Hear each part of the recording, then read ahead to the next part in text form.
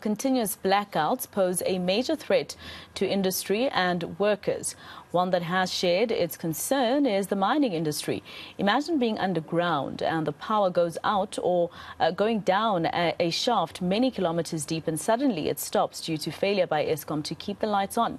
Working under such conditions must be a harrowing experience. CEO of the Energy Intensive Users Group, Fanele Mondi, joins me now live to discuss this along with other concerns. Thank you very much, Mondi, for your time here on eNCA. Now, I cannot imagine if, what these miners go through every time they have to report for duty. Have you heard of any incidents where a miner's life was in very, in huge danger because of power cuts? Good afternoon, Masiko and your listeners. At this stage, we have not heard of such, but maybe before we get there, maybe if I can just explain how this thing works, especially with regards to load shedding. The case you are making is when it's what we call an unplanned outage where there is such a huge risk.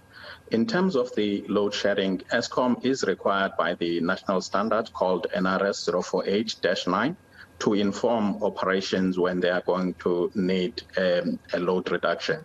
For large power users, this is done through a self-reduction where they are actually told that in 2 hours we need you to reduce by 10%, which we normally call the load curtailment stage 1 and 2, and then you have stage 3 at 15%, as well as stage 4, which is at 20%. Beyond that point, there are no further stages. It goes straight to what is called essential load. It is then where all operations basically have got to be stopped and people have got to be pulled out of the mine. At this stage, we have not been subjected to essential load requirement, which also has very short notice, like I was saying, only 2 hours, where the risk is. But certainly, at this point, the operations have got to be aware of what is happening on the grid, because 2 hours is quite a very tight timeline to pull everybody out of that. So yes, there is that element of exposure, but at this time around, we have not been subjected to that yet.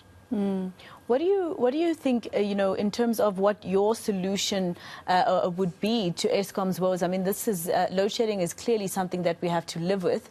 I thought maybe, and I know that South Africans might not agree with me, obviously their generating issues are the bigger problem, as well as maintenance, etc. So wouldn't it be better for them to just put us on stage 2 load shedding for 2 years while they fix everything, instead of trying to, put us on stage 4, then 6, then give us electricity back, etc.? What would be your solution?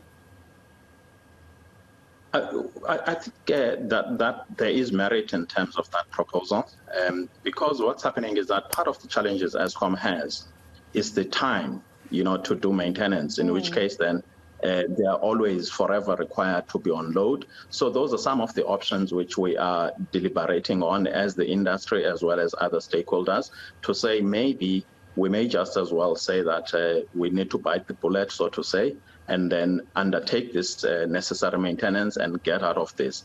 But prior to that, it's not the only solution. There are a variety of other solutions which we are calling for. Some of them are around the demand side management. You will recall when load shedding started, Eskom used to drive a very strong demand side management and efficiency program. Those were incentivized and they made a difference those years. But we have seen that starting to go down. Maybe it's high time that we start incentivizing people to use electricity efficiently, as well as to start incentivizing people to go to alternative sources like roof solar power for households and businesses, so that we can start reducing that demand. So there is a variety of options which are still there, which needs to be explored and quantified in terms of the impact they can make, the practicality, as well as the cost, of course. And of course, you're hearing suppliers, for instance, of diesel, etc., saying that they're even running out because, of course, ordinary South Africans, businesses, etc., are also trying to, find alternative ways of having electricity.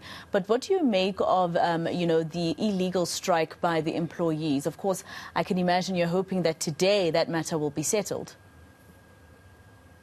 Yes, we are certainly hoping that it be settled.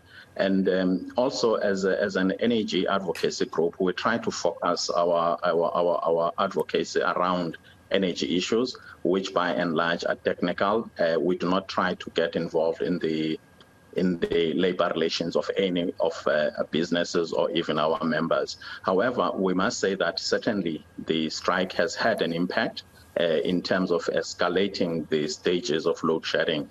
But our problem remains whether there was a strike or not.